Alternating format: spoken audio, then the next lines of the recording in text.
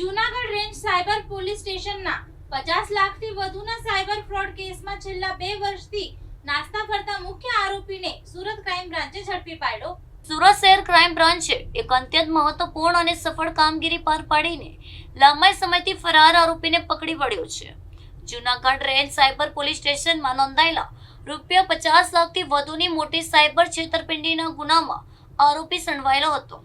Cyber ફ્રોડના ગંભીર અંક અંજામ આપ્યા બાદ આરોપી છેલ્લા 2 વર્ષથી પોલીસ પકડથી બચવા નાસ્તો ફરતો હતો।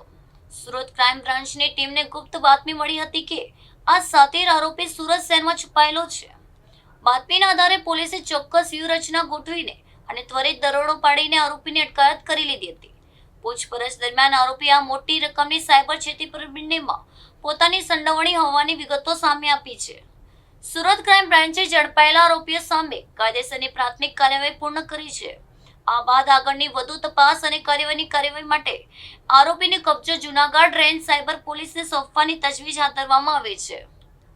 સાયબર ગુનાઓ આચરતા અને ગુનાગારો સામે સુરત પોલીસની આ કડક અને ઝડપી કામગીરીથી અસામાજિક તત્વોમાં ભારે ફફડાટ વ્યાપી ગયો છે।